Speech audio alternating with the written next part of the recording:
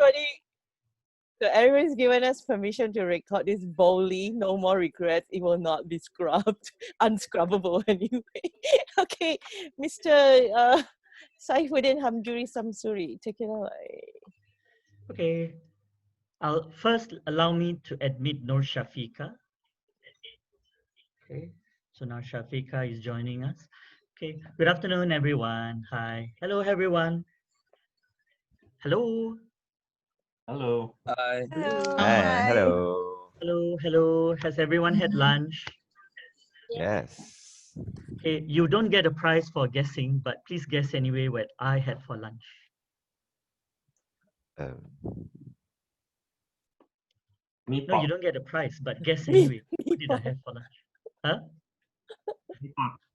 Me something. Me. No. There is no I in me. How weird is that, right? No, I didn't have. I had chicken chop Ah, with a side order of onion blossom. You know, that huge onion bigger than the size of my head. And you deep fry it. That was fabulous. So it's to make those of you who've had lunch regret that you didn't join me. And for those of you who didn't have lunch, you know, have a chicken chop later on. Okay, it was good. 2 thumbs up. Okay, so I hope everyone is well. Everyone is well. Hands up if you're well. Wave. Wave. Isaac, you're not waving. Hello, Isaac. Okay, that's great. So now I'm going to admit Mel Felix Alba as well. So I hope everyone had started to pen their thoughts in their journal. And as we had said last week, that is not something you necessarily have to share with anyone. It is for your own journey that we have started, right? And so that's good. So without further ado, for today's session, I am pleased to introduce not Zaina, but Vincent. And for those of you of a particular generation like me, when you say Vincent, you immediately think of that song, you know. no. But our Vincent hates that song. So, you know, I repeat, none of you, please don't ever sing Starry, Starry Night in your palette blue and gray, because Vincent will then turn green and become the Incredible Hulk. Vomit. Vincent is very deeply involved in arts. He not only is a practitioner of art, an artist himself, he teaches and he's very passionate about it. And that is just one of the least interesting things about him, obviously. So again, like I say, without further ado, I will pass the baton to him.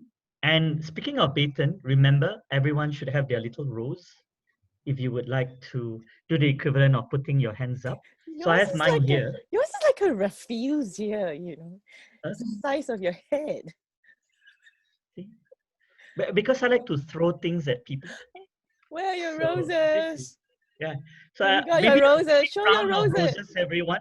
Yeah. May I take a look at Oh, like? look at Chantel. Oh, I like the Chantel. I like yours. Yeah. Chantel, can you show it again? Oh, Yeah, wow, yeah. that's nice. Who else? Put it Who near else? your eye like this. Then we can take a Okay. photo. Yes. Okay, I'm Oh, obsessed the about legal photos. rose. Mrs. Okay, Lau, okay. can I please see that again? Oh, the Lego rose. yes. Oh, my goodness. Closer to That the looks screen, so please. good. That looks so awesome. Yeah. Oh, wow. Okay. Rose photo. Okay, rose photo, everyone. Near your eyes or close to the screen. Oh. Okay. Mel Felix Alba, your Kimberly video. and Nika, Kimberly, and your rose is fabulous as well. Can I see that close Show up? again. Please? I was taking photos. It's really nice. Yeah. Oh, wow. That's Oh nice. my. Did you make? Justin, do you have a robot rose? Huh? Oh. No. No? Never mind. Any rose, Okay. right? A rose by any Keep name. working on your rose. Yeah. Okay. Vincent, take it away, please. All right. So I guess I should introduce myself a little bit. I mean, Saif gave me a little bit of an introduction already, which is quite accurate. I'm an artist. I studied art, graduated in 96, 94, something like that. But simultaneously to making art, I started teaching children, working with children in art as I was a student. Actually, it was one of my summer jobs that I needed a job, and I went to this really fantastic art gallery. It's something like the Singapore National Gallery is now, right? Huge spaces, lots of funding, really amazing place. And I went for an interview with a lady named Wendy Winters. She was running the education program, and I looked pretty funky. I had like I think I must have been wearing something around my neck, and I had like a psychedelic kind of shirt on, and of course I was like 20, right? And after halfway through the interview, she was looking at me, asking me questions, and I was like pretty relaxed. And she was like, "You seem too relaxed. I don't think you're suitable for this job, really, but I want to give you a try. So come for the training."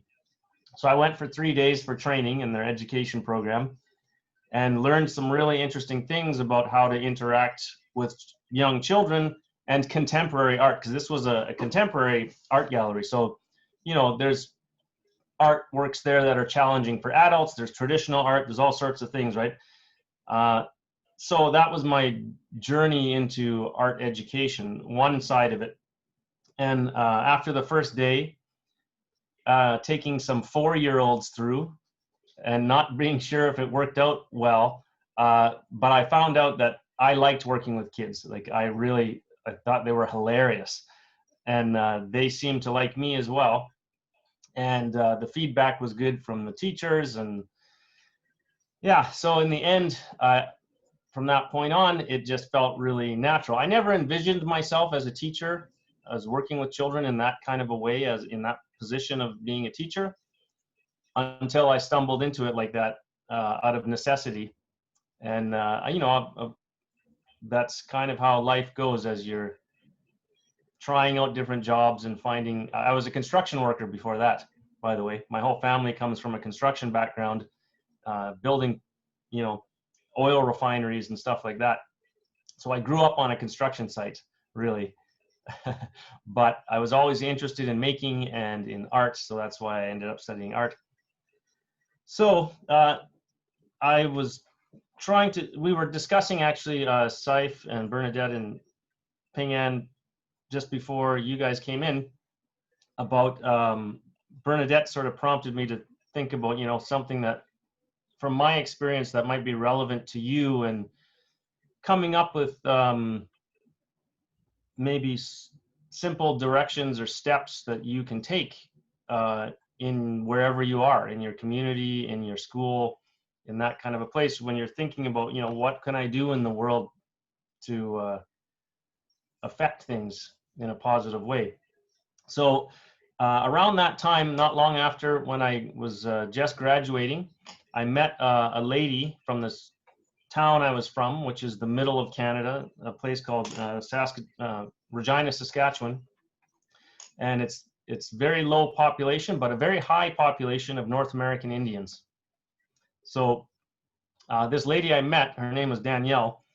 She's North American Indian. And we became good friends, and she was friends with my family for quite a while. But she invited me to come to the scariest part of town, the part of town that a lot of white people are afraid to go to. It's known as the Hood in this city. And it's where all the North American Indian people who had come in from the reserves, it's where they lived. And so due to a history of sort of oppression and a lot of social ills stemming from that, there's a lot of poverty in that neighborhood. And there's relatively high crime. You know, I have a friend who got mugged walking through there at night and that kind of thing. But it's essentially families. So I first went into that neighborhood actually when I was working for that art gallery I just told you about. I was paired up with another North American Indian who was an artist, and he wanted to work in a school in that neighborhood. So that was my introduction to that neighborhood. I went into those neighborhood schools where the children will eat you alive if you come into that classroom and you have no confidence about how to deal with children. They will just consume you like a fireball. It was amazing. They were shouting, screaming, like it was incredible. But the guy I was with knew how to deal with them immediately, and he immediately said, "Okay, well, we're just going to leave if you don't settle down. Bye." And he turned his back and started walking out. And they said, "Oh no, wait." They were just testing the waters, right? So I learned a lot from that experience. But then this lady I was telling you about, Danielle, she invited me to something a bit more radical even. She asked me to come to this park every Saturday, this neighborhood park that was, I forget the name of the park now, it was very small, not many trees, maybe one swing set, and just surrounded by houses, just a little square, with grass. But that's where all the little kids would come and play unattended, maybe babysat by their older siblings kind of thing. And you would have teenagers cruising around, and you'd find a needle on the grass and that kind of stuff, because it's a tough neighborhood, right? Anyway, she asked me to come there every Saturday morning because she lived near there. And she said, "We're going to do something with kids, and I know you're good with art, so bring some art supplies, and we're going to do something." So we just started at the beginning of summer holidays for me, and I went there. It was like, this is a voluntary thing. So I met her, and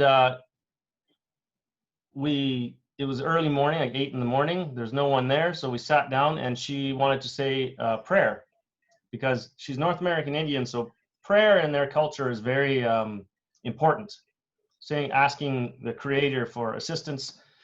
And for me, I felt comfortable with that as well, because I have a faith, the Baha'i faith, and we said prayers together basically in this morning sort of setting in this park in the summer. And then we just set up our stuff. I rolled out a sheet of paper, took out some paint, and just stood there. And kids started coming over. A couple kids came over. I remember one little guy in a diaper, so young that he's still in a diaper, and brought by like a 4-year-old. So this like 2-year-old brought by a 4-year-old. And then, a couple other kids came, and they just naturally they're drawn to art materials. And I knew that would kind of happen. So we would do things like that. And then Danielle would play games with them, duck, duck, goose, and things like that. And I remember there's a couple funny things I remember. One thing I remember is that these kids swore like truckers. Like they could make your face would turn red hearing the swears that they would say to each other. So it was quite humorous in a way, but we did it every week for about 3 months. We went to that park in the morning. And some days we'd have like 12 kids, some days we'd have like 5 kids. And at the end of the summer, Danielle, the lady who had initiated it and invited me, she said, we're going to make some flyers to invite, give to these kids and have a barbecue. We're going to invite people in the neighborhood, but we'll just send it through these kids that come. So their families maybe will come or whatever. So we gave them flyers and about this barbecue, and then we prepared for that. And she said, "Oh, we got to buy a lot of food." And I was like, "Oh, okay." So I trusted her. So we bought like coolers full of hot dogs and buns and that kind of thing. And we set up, and I was like not really sure what to expect, right? Because it was just like, like I said, 6 to 12 kids that we had been working with over about 2 or 3 months. We never saw any adults. We never talked to anybody. It was just kids on their own that were coming to us, and we were just, showing up and doing art, playing games with them. So that day that the barbecue was to happen, we got there, we set up, and we just waited, and nobody's coming. Then maybe one of the kids we saw came. And then after about 20 minutes, I start looking around the park and I start seeing people coming out of their houses from every side of the park. And within about an hour, there was about 70, 80 people, grandmothers, grandparents, brothers, sisters, more children, because the culture of that neighborhood was North American Indian, and their culture is very based on community and family strength, and their identity of a strong community. No matter how difficult your life is, no matter what you've done wrong, you're still accepted in those communities. So if you're, drunk or whatever, they're not going to chase you away. They're going to coach you and, make sure you don't hurt anybody, but they're not going to ostracize you, for example, right? So when we sent those flyers to those kids, unbeknownst to me, the word spread to everyone in the neighborhood because they're all cousins, relatives, and a community. They're actually in many ways a stronger community than the community that feared them on the outside. So that was an amazing experience and lesson to me in persistence, in being consistent. We showed up every week, rain or shine, whether you wanted to or not. we just made a point for those 3 months, and we couldn't foresee the end result, right? It feels like you're just doing a monotonous thing that is only reaching a few people, but the impact, in fact, was far reaching. It was far greater. And I think because of the consistency, it built a sort of trust in a way among the families. I thought, I didn't know that these kids were telling their parents and grandparents about what was going on in the park, but obviously they were. Yeah, so I thought that might be because my life revolves around that kind of thing with children and arts, and the impact that I've seen, that kind of consistency and space, and a safe space with safe activities, healthy activities going on in a consistent way has a very powerful impact in the world. Yeah. So I'm not sure what else I can tell you, except that Ping An and I have been experimenting with similar kind of things over the last 15 years or so, trying out different spaces and different conditions where we've worked with kids and adults actually in the arts, because the arts space, whether it's with children and teaching or whether it's with adults and thinking about the world and issues, because the arts gives you a safe place to do that, actually. I think you've probably found that out yourself already, that music, dance, theater, visual arts, these are places where you can discuss really difficult things that you can't discuss in normal life often, like politics or things like that. People will discuss it in the arts and not feel threatened or angry or whatever. It's just that kind of a space that you can explore things is a little easier. Yeah. Great. Thanks, Vincent. Yeah, you're welcome. I think it's fabulous that you use that kind of example, whereby from your perspective, persistence pays off, right? Because quite often when you're not sure that there is a particular outcome that you've already set in your mind, and when that doesn't manifest itself or come about, then you don't persist long enough to see something happening. And I think especially when we look at stewardship of sustainability issues, many of the issues that are under sustainability are not things that, for example, materialize itself easily or overnight, or there are very fast solutions, easy solutions to it, for example. I mean, let's just think about food farming, which Peng An is, the past master at. And I use the word master in a very gender neutral way, because if I say she's a past mistress of food farming, fairly negative connotations start coming out. But anyway, the point is that she's deeply involved in, for example, food farming, and the sustainability issues involved. It is not just one issue. It's about a way of life. It's about families. It's about the food itself. It's about supply chains. It's about how to transport it from one country to another before COVID, during COVID, post COVID, what makes good food. And I'm not talking delicious food necessarily, but what makes good food. Is it safe? Is it organic?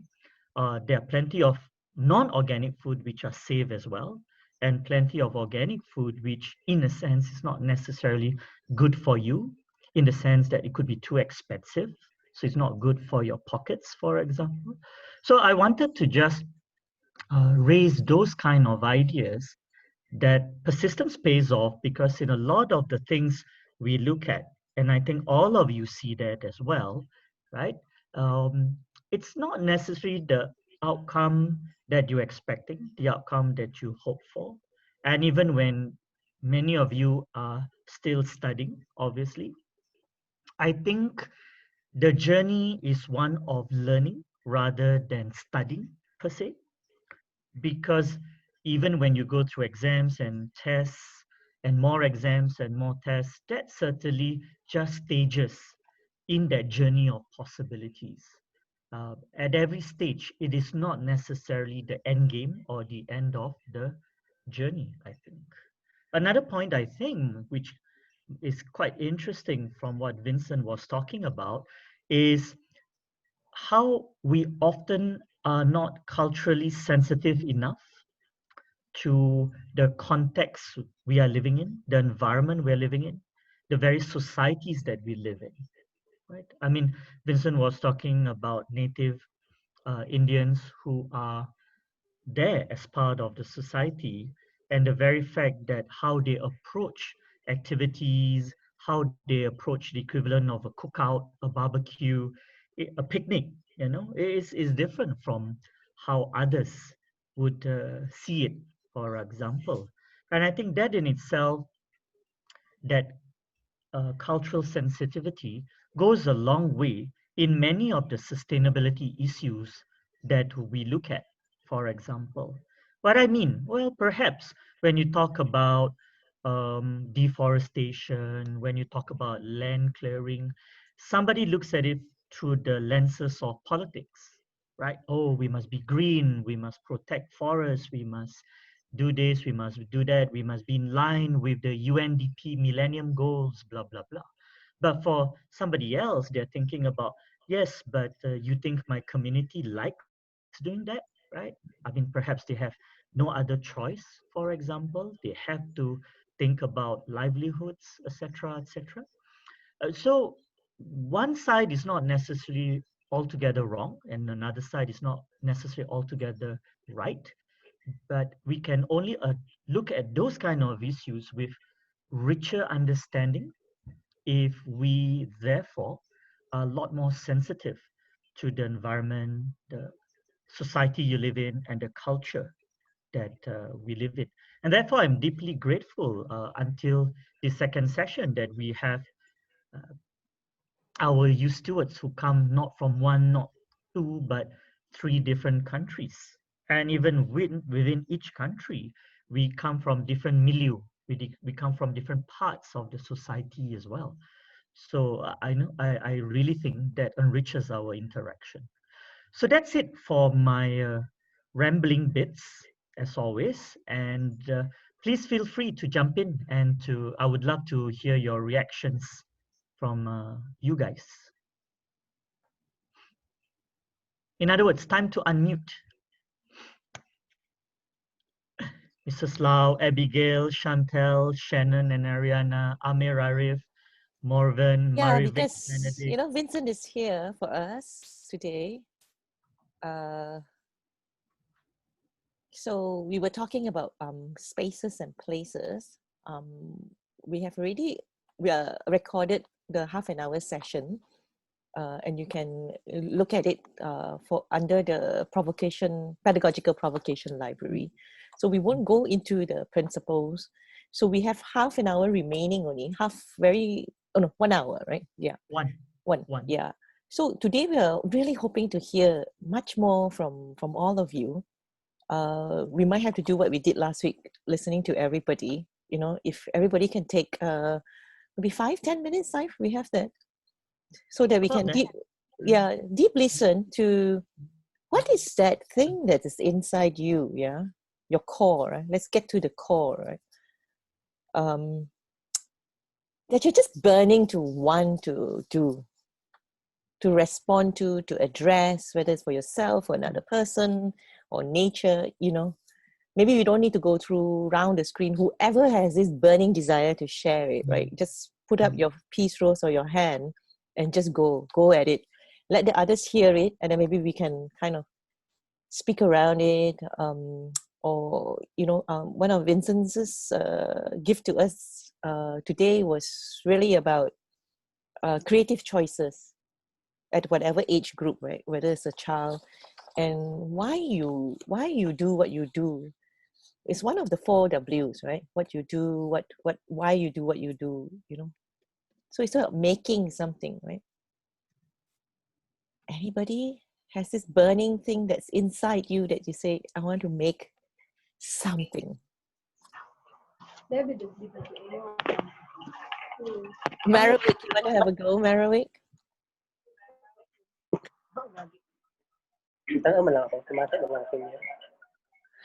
The Dangkalan crew has just signed in, is it? More, quite they're some probably time now. resolving their tech issue. Okay. No, there's been quite a few of them. Okay. Yes. Like I think Joan, right? Yeah. Joan J.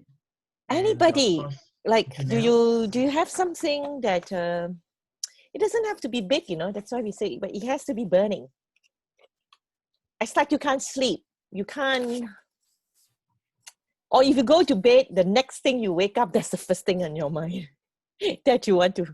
I got chided by, of course, the program co-director for saying I want to fix things, right?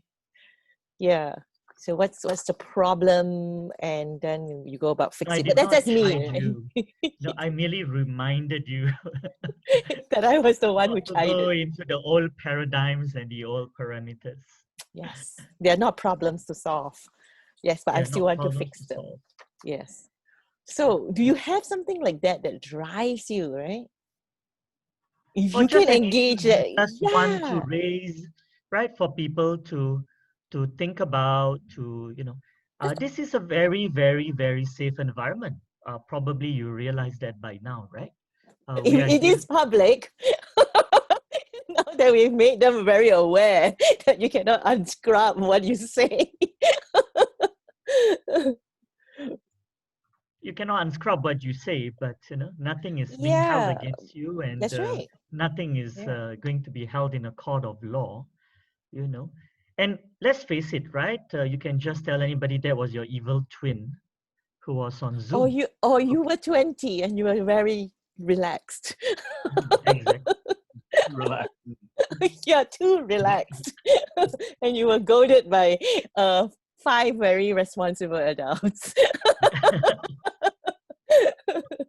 I think 4. I'm taking myself out of that. Oh, I thought you were. Categorical definition. Come, anybody? Yeah, Janelle. Yeah, I think it's nice if you stepped up and said what's on your mind, what you thought, I don't want to do the whole, I'm going to go around and look at the screen, Yeah, one of the things we did say was we will not make you all do something you all wouldn't do, even if you didn't want to share. We will sit in silence with all of you, This is how much we respect choices, okay? Last week was different because he was just simply going around the room just to self-introduce and, say a few words about yourself. That's all. you know. But I don't think it's good going forward to continue with that. Mm, Mm. mm. Okay, Angelica. Sorry, well, I Morgan. got a question for Vincent. It's Go about ahead. the community, the Northern Indian. Yeah. Like in terms of, I want to ask about in terms of development. Like in that area, do they have like good internet access? How's the Right. infrastructure development in terms of that? Yeah. Well, in those days, this was pre-cell phone, pre-hand phone kind of days, or and just Eh, on the cusp of that. But when is those days? this was about When was that? 96, 97, somewhere around there. Yeah. When Vincent was 18, you know. Yeah. No, I was a bit older than that, but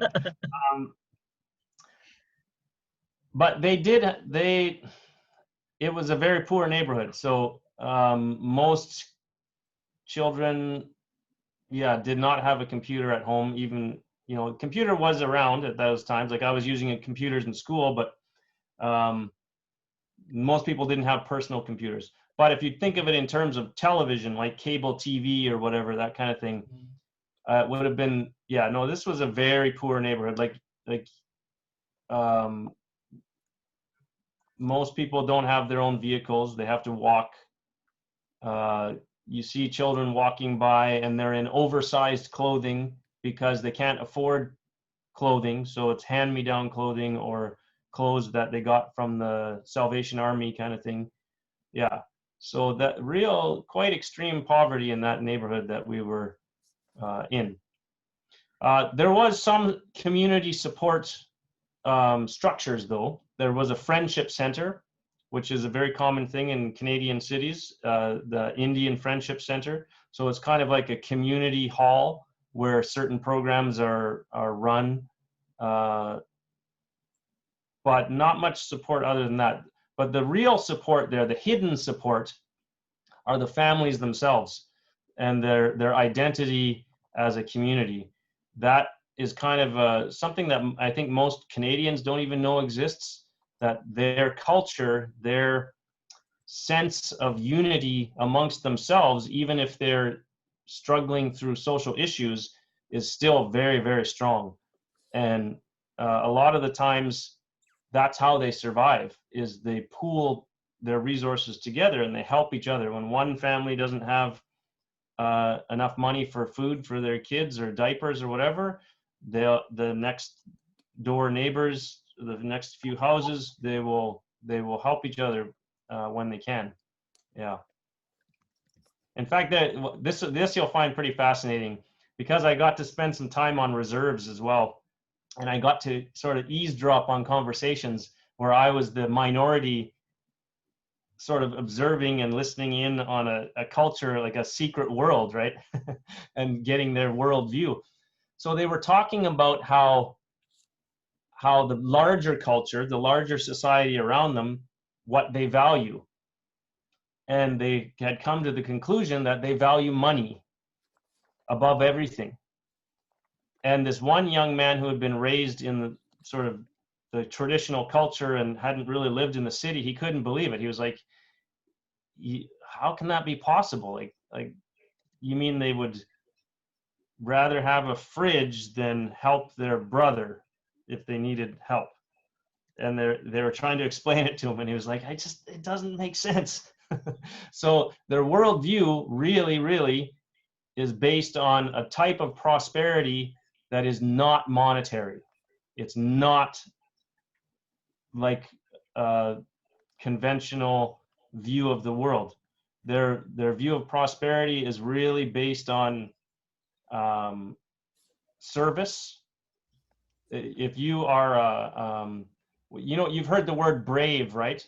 Like the North American Indians, they call someone a brave. That means they're a warrior, one of the warriors. The highest level of a warrior is the servant of the community. He's the real man, the real warrior is the one who serves the children, who protects women and children and serves the community. in their worldview. So incredible, right? And this is the people that are derided, that are prejudiced against, that are seen as lazy, that are called all sorts of horrible names by the wider society.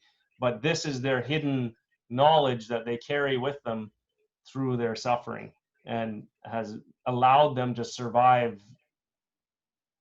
the worst imaginable sort of persecution.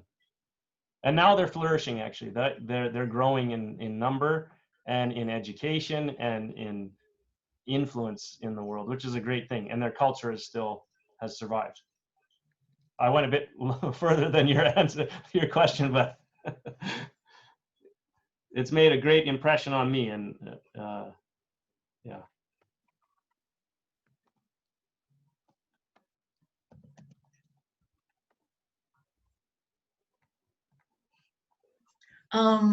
I want to share some anecdotes to the group.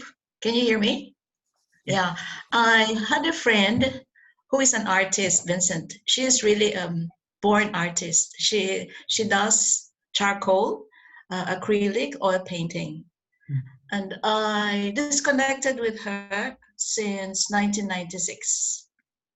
But through the Instagram, she found out about me. She saw my crafts. And then she said, oh, thank God we are connected. So I said, where are you now? She was in Hong Kong before. And then she said, I am now in Pasadena, California. I am here. She said, how are you? You won't believe it. She said, I'm wheelchair bound. Oh I had an operation in the spinal cord, and it left me paralyzed half from the legs up to the waist. But I said, how are you? How do you feel? Oh, she said, my condition is just a spice of life. And then I said, what are you doing? Well, she said, I have been in the hospital for 8 months. I had an operation. But in the meantime, I made friends with all the inpatients. So at the end of 8 months, the hospital director told me, do you like to give art lessons? So she said, my private room became an art studio.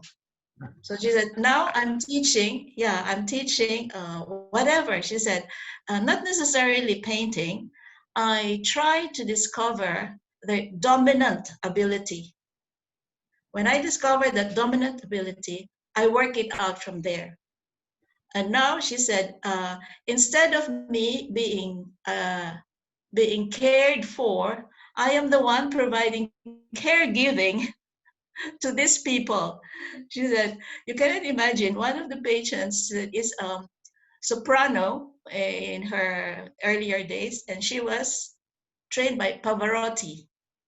But now she's in the hospital, and instead of, she said, being cared for, me, I really have 2 caregivers. I'm the one giving this caring for all these inpatients. And now, she said, I have a profession of art in an inpatient hospital. I give 2 or 3 hours. And in February, she said, I'm going to launch an exhibit. She said, how my disability had turned into, she said, into something that my dignity was even enhanced because of my disability. So I thought, you are a very inspiring woman. No, she said, my misery is just a spice of life. It was a very, very beautiful story. And someone discovered her, and he wrote a little biography of her. Yeah, that's how I think, how dignity can be creative, and how art can flourish the way you are, who I am. She said, well, I don't even think of who I am. I said, I am what I am. At this moment, this is my condition. I am wheelchair bound, but I am power bound, because I have the power to make people artists. Yeah. So maybe something similar, you look at what you have and then try to discover, maybe art could be a medium, music could be a medium, dance could be a medium. That is why it's so beautiful, no, to have all these stories and how music or art can really make a difference in our lives. Maybe some of you can share something similar in the future. Hmm.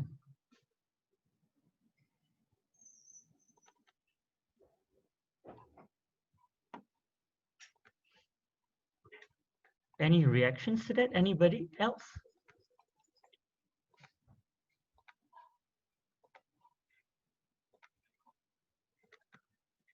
Yeah, there's no right and wrong, right?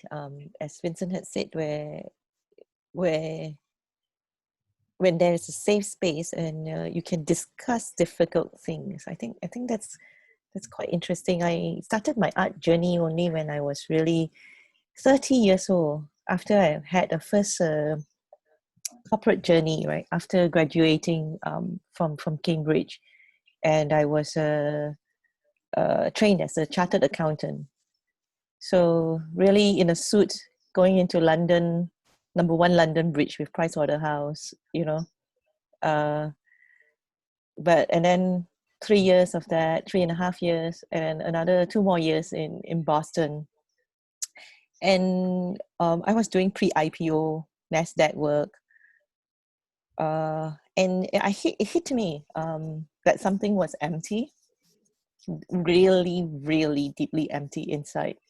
And I was only 29. And I realized that, and I was actually could speak with an English accent, or I think I can, and also with an American accent, to the level when I pick up the phone, they can't tell me whether what nationality I was previously. But I was empty inside, and when I say and share this, I still feel sad. I don't know how to explain it, and it's that kind of place, that spot, right? That I understand what estrangement is and what an existential, people call it, crisis is. But it's very real, because I left home, I left Malaysia when I was 15, 16. Yeah. Never went back, actually, to be very honest, because I have already gone into the world. But the work about my own personal identity and my own personal culture was actually not done. I just went. I just left home and I just went at the world, right? And then so at 29, it came right back to ask me. I had to ask myself then, who am I at 29? It was terrible. It was terrible because I didn't even have a starting point, yeah? Because my first language is actually Hokkien. Wa kong Hokkien wa papa mama si to Penang lai. That's my first language, yeah? Second language is Cantonese. 我講廣府話㗎，我係怡保人嚟㗎。And from there, I speak like this, right? So it's very deep, yeah? And so my whole entire crazy quest has been about voice and participation. And interestingly, there was nothing that could get me home, right? Until I began to make my own art. So at 29, 30, I had to tell my parents and my family, my husband at that time, that I can no longer do what I thought I had set out to do since I was 10, which is to be an accountant, to be in the corporate world, to be this corporate executive that everybody wants me to be. And I do not know what I want to do, right? Can you imagine and then from there, the next day I woke up and I said, okay, I am going to do something different. I signed on a couple of volunteer programs. There was a lady from Russia. Her name is Albina Shom. I spent 1 year with her because she had had to leave Russia because she had fallen in love with a man who's from a different nationality and ethnicity who is not accepted in Russia. So they both have to relocate to Boston, and they had to sell newspapers in the morning at 5 a.m. He actually is a graduate, and she was in marketing before, but she could not communicate any of it to me. Yeah, we spent 1 year. When I turned up, she was not happy because she had signed up through the refugee center for English lesson. She was not happy that I am Asian, right? I am not the American that she was hoping to see who would teach her English. And then slowly I said, I can speak English. I'll show you. I went to the Boston Public Library and learned all the different ways of teaching English, English as a second language. And in 1 year, she spoke English. And slowly, she found her place in America, and it empowered her. So language is, for me, a voice, right? That's one story. Then the second thing I did for myself was, since I realized to the scary piece of myself that I actually do not have an identity because I have no personal language, was to actually write, right? I wrote furiously for 6 months. I just wrote whatever that I could. And there was a book called Writing Down Your Bones by Natalie, oh dear, I've forgotten her name, but Writing Down Your Bones.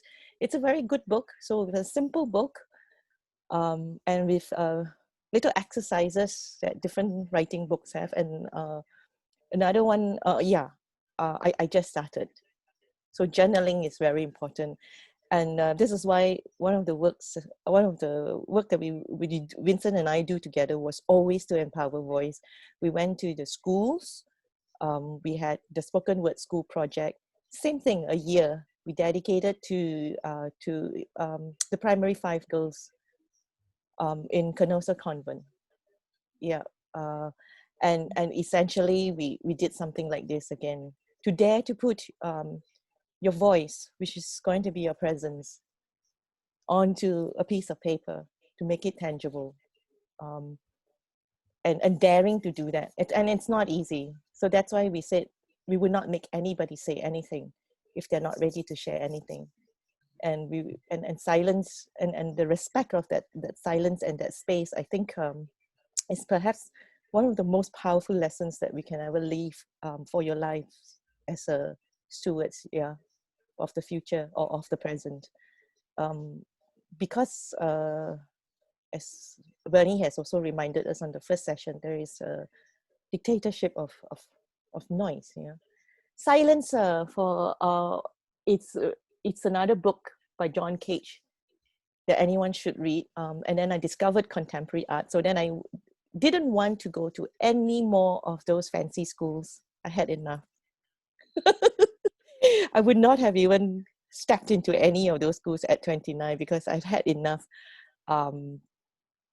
basically, of the world where everything is framed and then you perfect it, and you come out right at the top. That was the story of my life until 29. It actually sucked, okay? That you could perform so well that you end up being a performer, and then have nothing inside. So I went to sign myself up in the Boston College of Adult Education, which is a community school.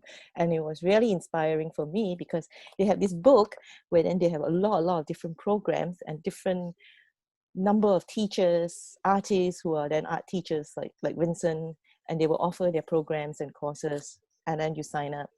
And I met my poetry guru, Otonio Riccio, or Ricky, we call him. He was 80. I known him I knew him until he was 90, he passed on at 90.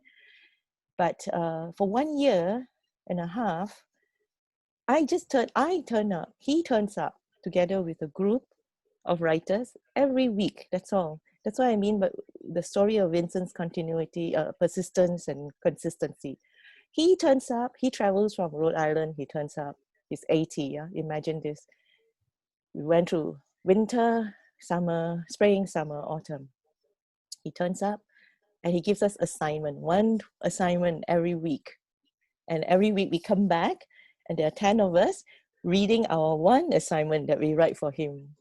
And on his, maybe we met him when I was 79, so on his 80th birthday, I said to everyone, why don't, and some of the writers, and we of course all became friends, right?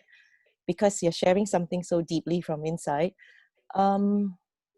We decided, he gave us a line, do not give me things unbroken.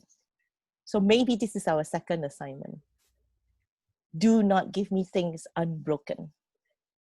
He felt the assignments were very important, actually. He had gone through the war. He was his first love was music. He would have been a musician, but because he was it comes from Italian ethnicity, he knew he would not be accepted, so he became a librarian. And then he was at war. He fought in the war, and then he started being a poetry teacher at 45, and he taught until he was 90. So do not give me things unbroken. There is a book, actually, if you look up on the internet, and I'm one of the editors. So 5 of us came together and said, this assignment had inspired, and Ricky at that time had 200 students all over the world. We wrote to every one of them and asked for their poem, and then we put it together, and it's called an anthology, yeah, where you compile everybody's work. And that was the first time I felt so happy with my life. Can you believe it? I laugh like this because, never mind. But nobody could believe, like, what? Even when you get all the stuff that you did, no, not happy. Reach there, no, not happy. Nothing, no fulfillment. But making this book and turning up for Albina every week made me happy. So the book has 200 poets. So that was the beginning of my feeling amazing about facilitating voices. And I then also went on the internet at that time. There were no websites then. My client was Zephyr, one of my clients. They used to make websites for $1 million per client because everything was programmed. Now websites today are free, right? You can go into WordPress. So it started another journey for me, which is to be this website publisher and all that. And I published something called Gallery Behind the Falls.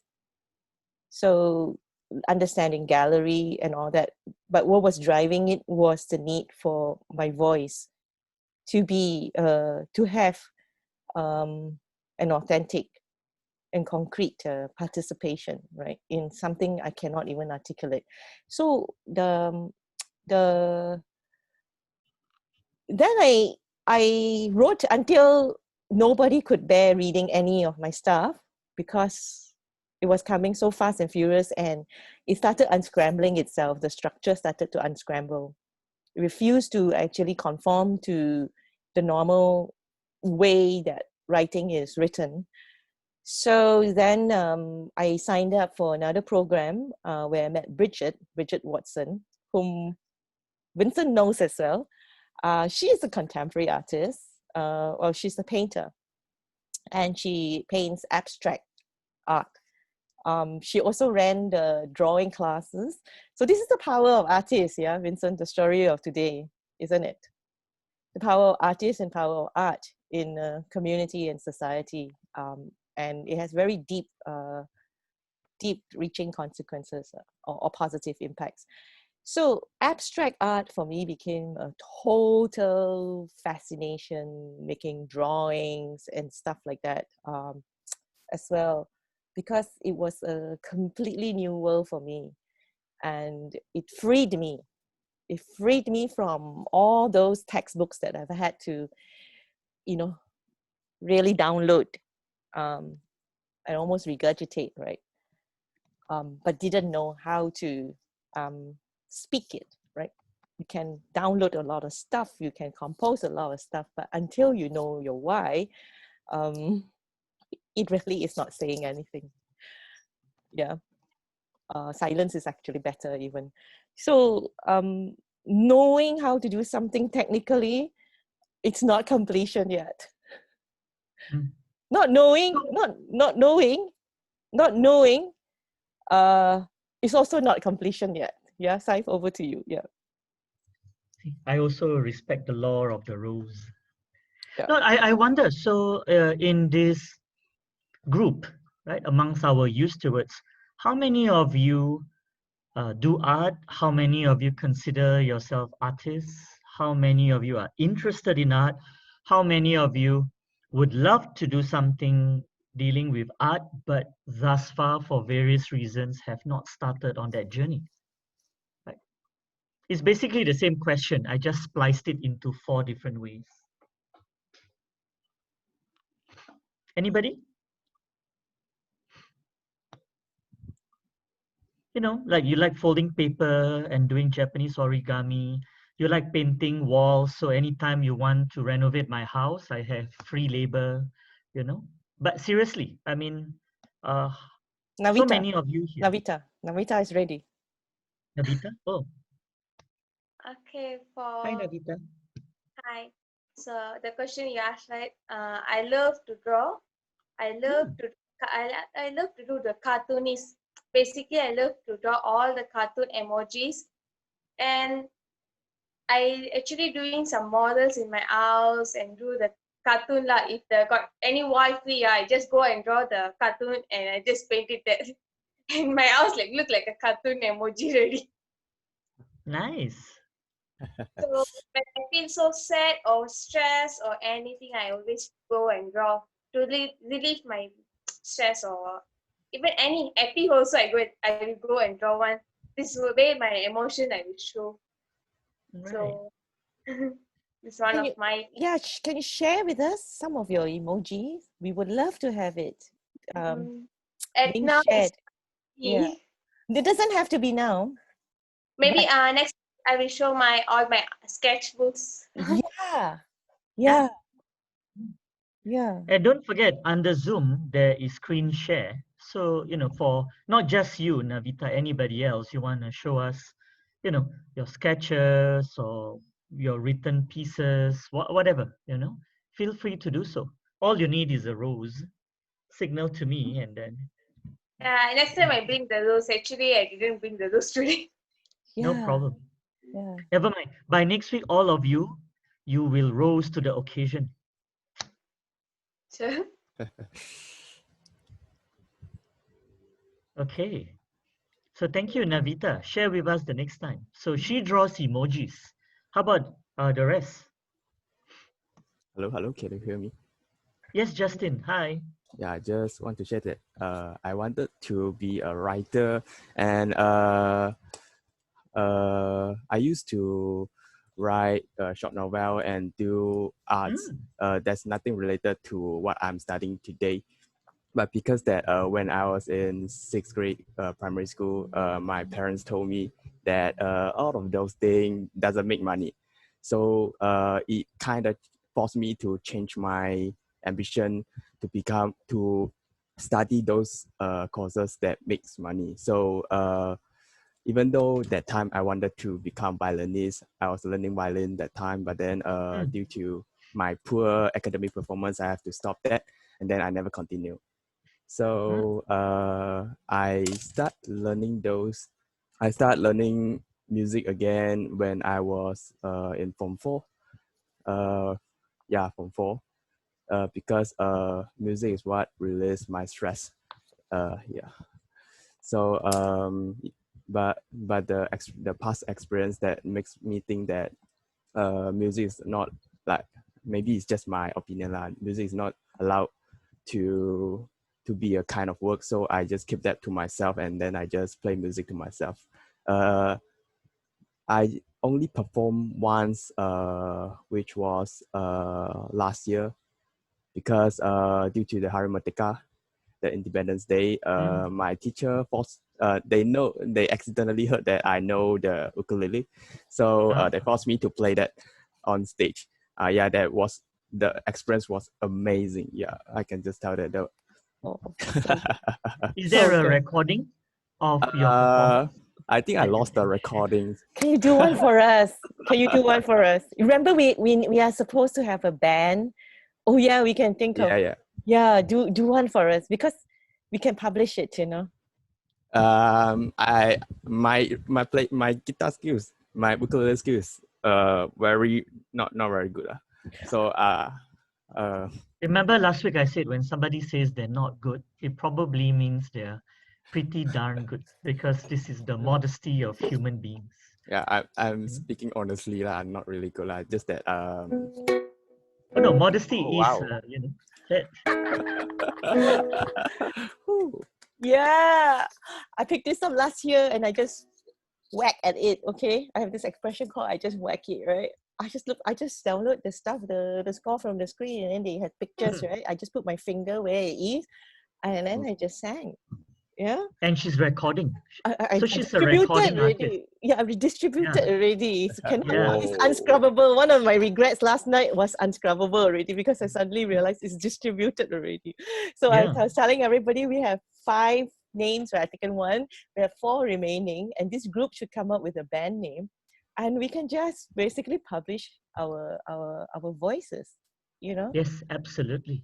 Yeah, You know, and you know, when you talk about, you know, suddenly turning to music and learning something new, in my late 30s, I had just come back from being, you know, basically in exile for so long, right? So I came back to Singapore, and I told Peng An that I was in between jobs for about 3 months.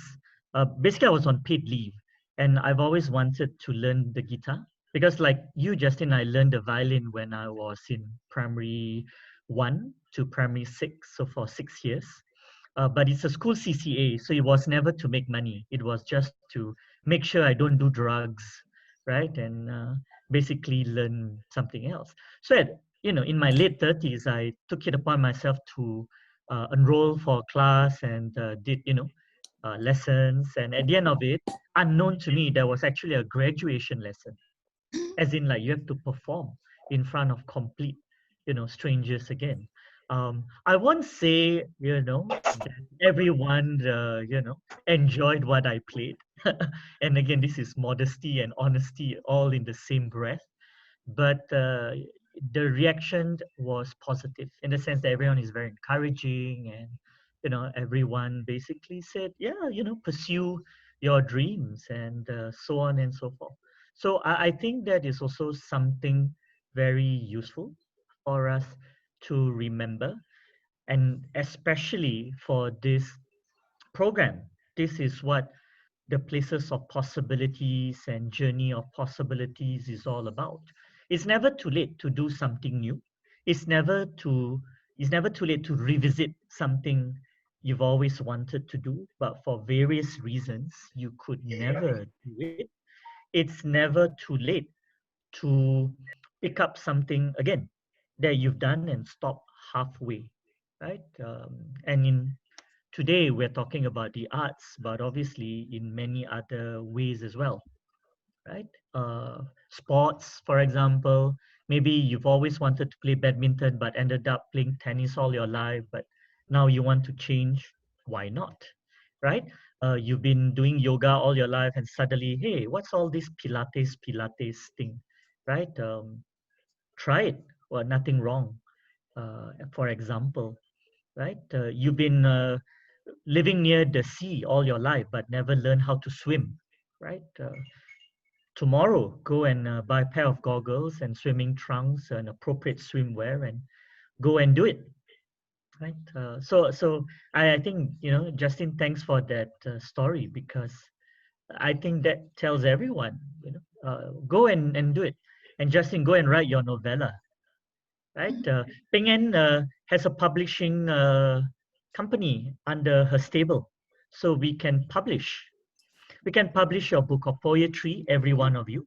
Yep. We can publish, you know, your novella.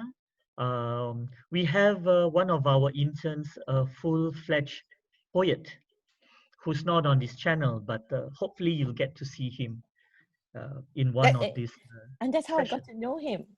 He started to, he sent me his book because his family couldn't, there was nobody in his midst Who understood it. who understood art, right? Understood his work and his passion. So he sent me his book after traveling to Japan. He had written this whole book of poems. And so that's how I got to know him. Read his poem, one poem at a time. I'm still at poem 5. I promised him the whole book. But that's how it begins. So Justin, if you're interested, you can send me your novel or your novella or your writing. Well, yeah. There's a lot I mean, of us who would love to. If some of you want to write the equivalent of, you know, your diary of a wimpy teenager, for example, right? Go ahead. Maybe it's not in English. Go ahead. Maybe it's in your own mother tongue or grandmother tongue or grandfather tongue or great grandmother tongue. Go ahead. You know, we would love to see what you love doing and give you that possibility of doing what all along you thought you couldn't do. And you want to showcase that, right? The spoken word school project. So there's something called the spoken word, so this was another. Okay, I can't find it. Oh yeah, maybe it is. So sorry, Vincent. Question from Justin. He wonders what your parents thought about when you decided to become an artist, because Asian parents normally forbid their children to work as artists for, I guess, the simple reason that it doesn't make money and it doesn't put food on the table. Yeah, it's a very different time and culture that I emerged from because the prairies, Midwestern Canada, in that time, I didn't even know about the sort of idea of or option of attending a university. That just was not talked about in the social circles that I grew up in. High school was it for most people, and then maybe a trade school, and then try and get work. So very, very few people thought about university. Among my sort of primary school friends that I remember, only maybe one or two talked about that kind of thing, and that's because their families were teachers or something like that they had that influence. So it was very far out of my scope. So my parents were just happy I was alive, frankly, and not getting into too much trouble. So I worked quite young. I started work actually when I was about 16. And then I went to school later. So I actually left high school. I didn't finish high school. I quit high school when I was 17. And then I went to work immediately. So my dream was to be a rock star, and speaking of music, so we had a band and part-time jobs and that kind of thing. But yeah, school for me, you know, this is quite ironic that I'm saying this here to you, is that I went to Taiwan when I was about 21. And that changed my view of school, because when I went to Taiwan in like 1997, people there really had a hard time getting into university. Like they many times couldn't. There was just no option. There was too much competition. So many people could not go to school. They wanted higher education, but they couldn't go. And that's when I started to realize, oh, you know, I kind of had met some people in Canada that went to university, and it was very easy. There was no competition, especially in the arts. You have to just make a portfolio, apply, pay tuition, you're in.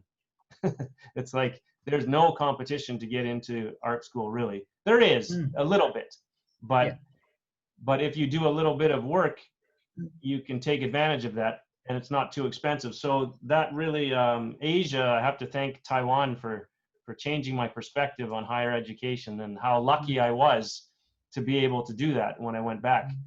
So I took advantage of it and got student loans and decided to study art, because I had always drawn when I was, my parents, actually, back to your question, my parents were okay with it, probably, you know, a bit neutral about it, because they're used to that culture of work, right? You get a good job and you get a better job, and then you just keep working, right? That's the culture they come from, not the higher education culture. So they didn't really worry about it. They probably thought it was an okay thing. Yeah, but for me, it stemmed from a love of drawing. Like, was it Navita who was saying that? Someone was saying they like Navita, drawing, right? she So does emojis and she draws when she's. that's right. Yeah. So I had done a similar thing when I was young, like from the time I was about 5 or so. My brothers taught me how to draw things. But then later in life, when I was about like a tween, you know, 13, 14, I used to use it to make friends.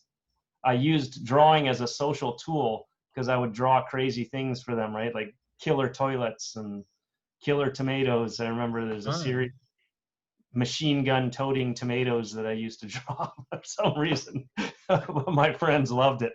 So art became a social tool for me. So I think that's one nice thing I'm hearing from Justin and whoever else had commented, is that, and you're right, your parents are right, making a living, making art a career is very, very difficult.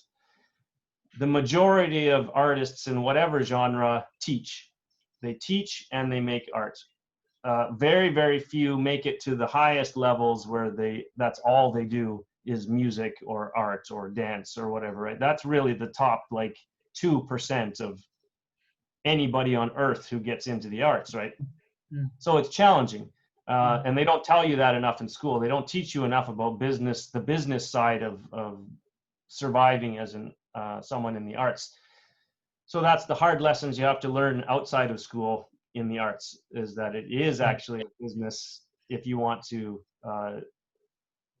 see it in that way, or survive off of it solely. You really have to work hard. It's hard work. It's like, it's exactly like business in that it's 24 hours a day. You have to be thinking about it and working on it and promoting it and all of that, which is very, very challenging for most people.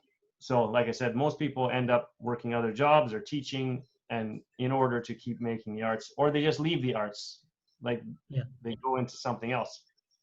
But what you were saying about the enjoyment of it, I think that's really the human side of it, right? That's why the arts hasn't gone away, and it has always existed. It's part of being human, right? It's a refuge for people, it's a friend. It's like an old friend that you can carry with you throughout your whole life, and it will comfort you along the way, right? So the arts, you don't have to be an artist, right? In that sense, that, you know, to participate in the arts and to enjoy the arts and allow it to give you that joy, right? I think that's great that you still do that. Yeah. And when you think about it as well, right?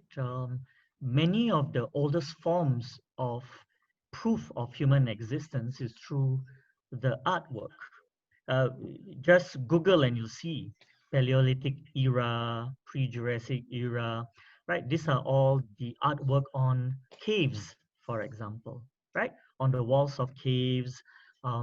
When those of you who will know places like Peru, Machu Picchu, and when you go to Cusco and you take a plane and you look down and you see, you know, sprawling paintings, pictures depicting life of that time, the aspirations of how they thought the world looked like, the universe, how it looked like. Right? I mean, for lack of better word, art is that very, very deeply connected manifestation of how we see our place in the world. It's not esoteric. It's not an academic, la philosophical musing thing. It's concrete. It's real. It is part and parcel of our day-to-day life as well, right? So that's why I also wanted to ask again around the room, for those of you who are also doing art or thinking of doing art.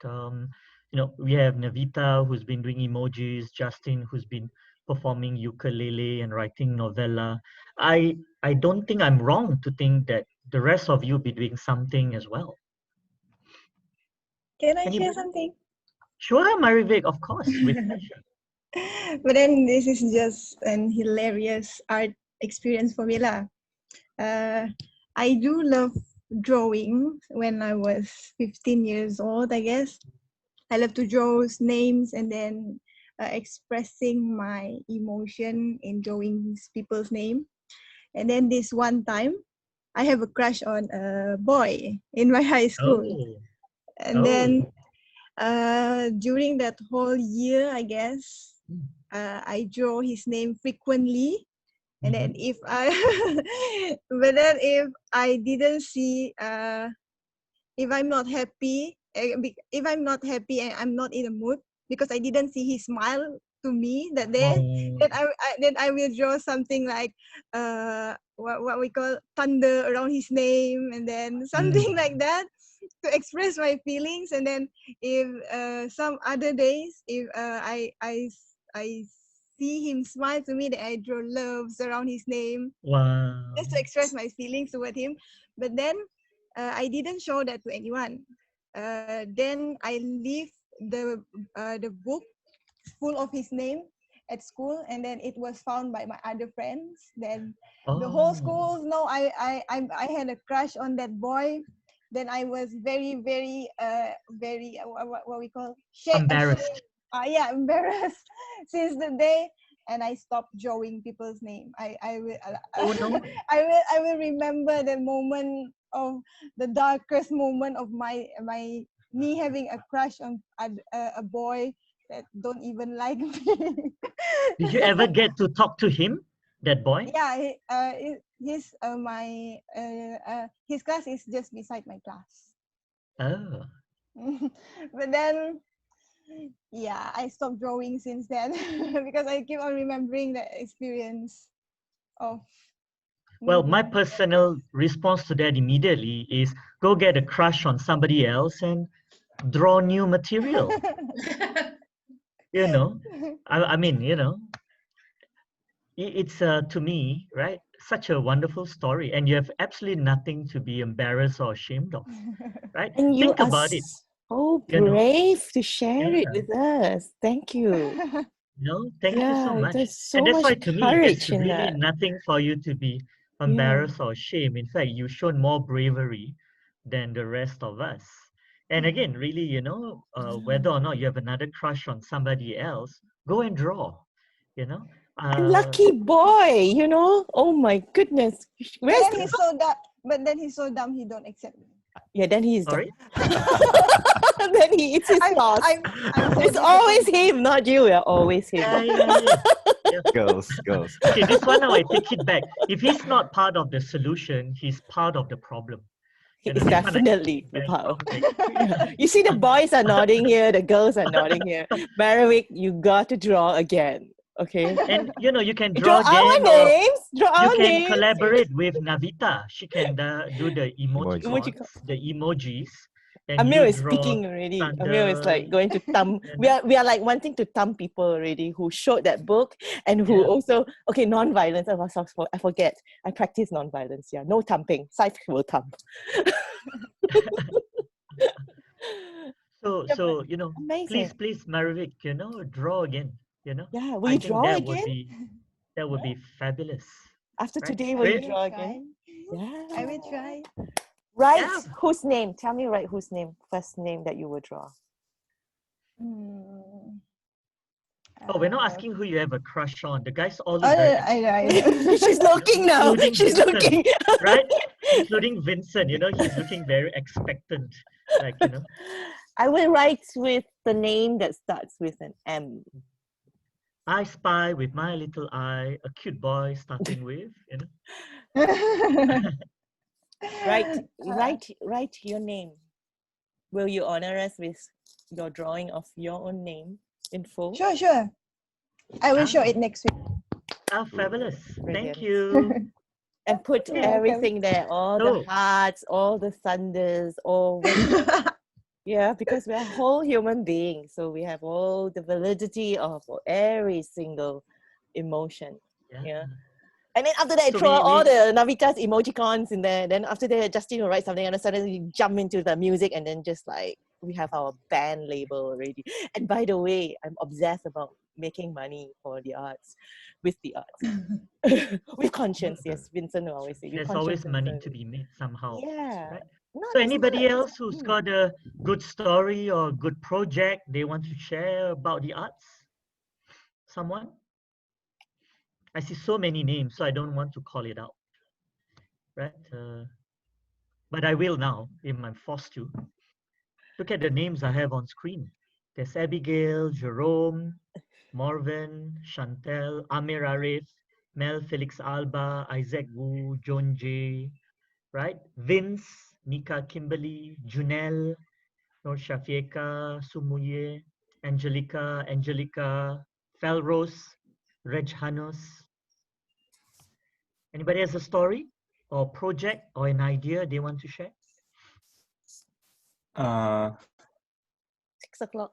No, I got 1600. I got know this one teacher from Malaysia. He's teaching at an indigenous school in Malaysia, so it's very rural area. So his method of teaching is something I look up. Instead of using like the standard teaching methods, he's teaching English, and I think English, and yeah, he's an English teacher. So instead of using the standard teaching method, he uses dancing and singing during class, because sometimes not sometimes, but most of the time, the indigenous student will because the rate of indigenous student in Malaysia is attending school is quite low. So he noticed this is a problem. So he uses dancing and singing as an approach to attract them, to make sure that they attend school and not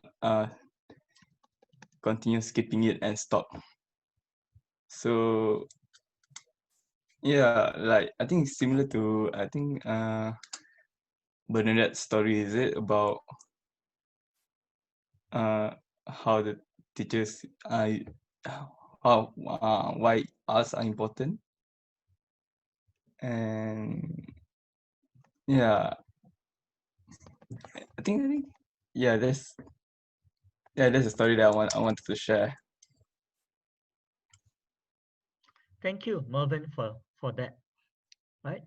Because teaching itself is, in a way, an art form, isn't it? Many of us are educators. Bernadette, myself, Ping and Vincent. And the act of teaching itself becomes almost a performance piece at times, I find. There's a lot of movement, there's a lot of interaction between both the teaching and the ones being taught, for example. And certainly there are a lot of, communication that goes beyond the visual, beyond the verbal communication, etc. So I've long thought that teaching is not, a science unto itself, but squarely belongs in the realm of art itself, over and above the medium that you're teaching or the subject that you are teaching. So that's something I've always thought about for the longest time. Anybody else? We're talking about the arts. Who We're at paints? 4 Who o'clock. draws? Saif, we're at 4 o'clock. Yeah, I've texted to ask everyone, like, are you all okay in the message column? I've messaged about extending it by a few minutes. Okay. Hmm? People are texting, Sexy Well, in the voice chat group, XD. What is that? because of Amir's deep DJ voice. What is So, XD? huh? What is XD? I think it is an emoji, I think.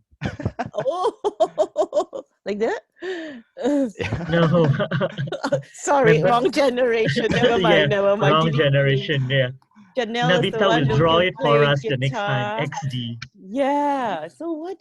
Yeah. Amir, they want to hear you talk. You are requested to voice your deep voice. Okay. um, I think I want to share something lah. I think I'm not. I'm very interested into arts. But I didn't consider myself as an art person because I think I can draw well. If you ask me to draw, I think I can only draw you as a stick man or like that. So but we also talk about poems and poet. And I've been raised. I think I can assume my dad as a poet because um, his words are very powerful for me. And I always, when I was in school, I always ask for his words when I'm doing my essay and all. So it just give me an idea lah, for me to do more things. Um, for me, words and poems is also an art. It's powerful, very powerful art. But maybe for the question, what do I want to do in my life? I have a very deep passion in sports. I've never introduced myself as an athlete. I am actually a captain for football team and also athletics team in my school. Yeah, for sports day, I've been awarded for the school sportsman for 4 years straight. So yeah. For me, sports is things to unite people. It's a platform that will make everyone from different background, from different region, will play together despite everything outside. We just play in maybe in a court or in a field. So for me, it will unite the people lah. Um, so so in the future, inshallah, maybe I will use that my passion into to for the community and society, I think. Yeah. Also, I have I and Mary actually right now in the same house actually. Oh. If you can see this her hand right there. Yeah. Oh. My hand is Okay. behind me. Yeah. We've actually known from a program in Sarawak, in rural area, Sarawak. We joined a program to supply clean water in the village. Yeah, so I've known him, her, sorry, quite long lah. I mean, we also have Young Humanitarian as our NGO, a youth wing for Malaysian humanitarian movement. So it's very new, and we are trying to, I think, help people, and we also have program in University Malaya, to help B40. We said B40 students to supply foods during the MCO during the pandemic. So I think I like to use my passion, like sports, to help people because I think I would like to create a better and a fair world for everyone. Inshallah. Oh, that's really, really admirable. Thank you, Amir, for sharing. And when you talk about sports, it struck me as well that don't have the silo mentality of breaking things into very categorical definitions. For what I mean by that is that think gymnastics, right? That's not just a sports; it's an art form, right? And you don't have to wait every 4 years or so when you look at the Olympics to truly appreciate that. Diving, for example, I mean, I've long felt, good grief, that is amazingly powerful as a artistic form. For example, the athletes who run with power and grace, for example, etc., etc. What I'm also driving at is, for us in Bilberries Blue, we advocate and strongly believe in the multidisciplinary and cross-disciplinary perspectives. So when we are talking about the arts today, for example, right, it goes into different forms and such as well. Go ahead, Pengen. Yeah, Pengen? sports, yeah. Tell you a very good story, right? Ng Boon Bee, the All England champion, you Google him. He I think it was 1960s and then 1970. He landed back in Ipoh, and I was really fortunate and blessed to be taught by him. Very simple. One badminton grip, okay, and every stroke, same grip, so that your opponent cannot actually see where you're going to strike, right? Until you make contact with the shuttlecock. And I was an athlete for 11 years, since I was 11 years old. Yeah, I represented Perak, and it was my ticket to Singapore schools. It was also actually my ticket to the university as well. So I always didn't know it, but maybe looking back, it was kind of like a sports scholar. I was a sports scholar. That's kind of funny. But I mean, the discipline, right, that you get up and you turn up and play, right, for sports. That is what Saif is saying, right? It's not the silos, right? But it's just as something. I was just talking to my brother this morning. I said, somehow, it roots your tenacity and resilience. Same with the arts or any kind of discipline. But the sports one, because it's very physical, and the muscle memory that you have built, right? That you map, and when you play and you're playing coordinated, you're playing 11 aside actually, right? I'm playing maximum two aside only, and I've worked with a lawyer, it's part of Bilberries Blue. He plays rugby. It's 14 aside. I'm like, wow, how do you coordinate that? I'm very individualistic in my sports, right? Because I either play single or double only. And you will find that in times of when you're challenged, your footwork and your root work. I have a video that I made for the youth, right? About a month ago. Until today, I still remember my footwork. And during COVID, when I didn't know what to do with my body, right? Because I need to get a house, I need to get active. I found myself doing every single set that my coach had asked me to do, had drilled us in. I never forgot any of it. Yeah. So it's like a groundedness. And every city, every place that I went to, I was never alone, because I would always look up the badminton club, right? And then I would start there.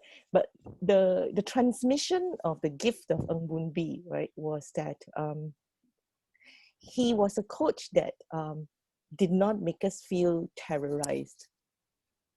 We were young kids, right? And there was just always joy when he was coaching us, And he taught the trick of badminton. Any badminton players here? Secret trade secret. But last week we already know quite a few. No, this one is you run backwards. That is the real trick of badminton. You center, you do your footwork, you do shadow badminton, and you run backwards and one stroke, one grip. And when you grip the racket, It's very light. Yeah, I grip everything the same way as I grip the racket. Very light, like this only, 2 fingers. Okay, and then you like that. And then when the shuttle is in front of you, you hantam it. Okay, so anyway, in the as Saif was saying, right, every single, and what Vincent is saying also, every single thing that you do is a discipline. And then it's how you put it together. Absolutely. So I'm mindful of the time. We've already been blessed that all of you agreed to extend this, but I also want to be fair and not drain you unnecessarily, because at the end of the day, we keep on continuing. Obviously, we can keep on talking. So maybe I will pass this on to Bernadette to close this time, especially with what she thinks would be good going forward into the next session. So we have a continuity for our sessions. We started with Who Am I? If you remember, and I asked you to journal it in your diaries for you to reflect at the end of 18 months. Now we have this second session. It seems that Who Am I is confirmed. You all know who you are, and it's coming out that whatever medium you have, whether it's music or art or sports, you are identified with who you are. And by doing that, you will also share it with the community. We have stories of how arts or music has inspired community. And I think we will continue on this trend, bearing in mind that it's not important, the achievement. It's not important, the accomplishment. This will be forgotten because somebody else will excel more than you. You're an artist today, somebody will be a better artist. You're a musician today, somebody else will be a musician. So the goal is not really to accomplish something or to achieve something, but the goal is to be able to enjoy what you're doing. That's why also it's part of it. Bing An was saying, that it's not really the money side, because I can assure you, all artists are starving. That's why for myself also, I wanted to do something on crafts, but my father told me, no, you will starve. You will starve. So don't go to that channel. So anyhow, all of us have that inclination to do something, whether it's art, sports, music. But bear in mind, whatever we do it for ourselves. But most important, we do it also in solidarity for the whole community. Yeah, it is very powerful if we do it for the community. Okay. Yeah. So perhaps that could be something for our youth stewards to think about for next session. Perhaps projects which you are already doing within the community, things or projects that you actually been wanting to do, but never seem to be able to kickstart it for various reasons. Maybe because of schoolwork, maybe because your parents, or maybe because your own community, lack of guidelines, COVID-19 happened, etc., etc. So maybe that might be something we could talk about next week as well. Right? Yeah, I just give you an afterthought. Before moving to Hong Kong, I enlisted myself in the Toa Payoh Guitar Club. And I discovered that this is not really a guitar club. It is a community. Yeah, it's the oldest guitar club in Singapore. Wow. And the members are from 7 to 80 years old. They meet every Saturday for practice. And those who are real guitarists, they will go to you and they say, please tell me what you need. But what was more inspiring is that they play for the community centers. They play for the Toa Payoh Community Center. And if there is any problem, for example, the community needs shoes. So everyone, when you come this Saturday, bring an old pair of shoes because we're going to distribute it or somebody's child is missing, there will be a WhatsApp to all the members.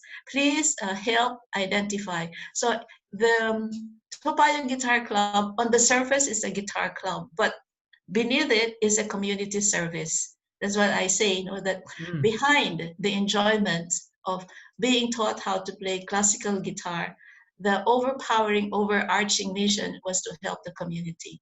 And we played, sometimes the old ladies, they can't appreciate classical music. Halfway to the program, everybody's sleeping. And Bernie, you're going to record for us, isn't it? And we're going to publish Yeah, it. I'll play one piece, yeah, for I your am So still Bernadette has looking already for our volunteered. label. Yeah, our Yeah. band label. How is it going to look like? What's the name? You know, something very simple. We should just Yeah. decide, and then do we have a name today already? You see, that's how I am. Chop chop. Let's get then so that we can. So we don't publish have a Bernie's. name. So maybe that's something also that Then we have to wait another week. today and next week. No, you know, anticipation, right? Our youth stewards could think of, you want to collaborate in music, set up a band, think of that, and who knows, you know? Yeah, just like the anthology of "Do Not Give Me Things I'm Broken," right? You can submit individual submissions. So Bernadette is going to lead the way already for our band, right? With her piece of guitar piece that she's going to record. So we can just keep publishing one, you know, once we have the Bilberries Blue will just publish it because we have DistroKid, right? And then June, it's like you record, I put up, or I teach one of you to put up, you know, and then it's so that you feel, right, how amazing it feels like, because we are already a community, right? So that feeling where Justin went on stage, right, to play the ukulele, that's yeah. And he's going to recreate it for us. Yeah. Can't find I'm the like, original. I can't even wait. I'm so impatient. I have this impatient blood in me. No. Like, Wait. idea already, Wait. just quickly go and Right. do already. Don't wait So long. we will see that next week, Justin. Thank you. Size roll Okay, in my so life. I do have to be the discipline master and, you know, call it a timeout for everyone. Yeah. And before I end, of course, you know, again, I must end Hey, it by saying I got an thank you. idea. I got an idea. Yes. I'm going to pause and stop this recording so that we load it up as session 2. And then we're going to do a recording where we sing. Okay. You see how I don't wait? Then we just sing a song. And then we record it. That's our recording. Okay. Yes. Okay. Closing session 2. 3, 2, 1.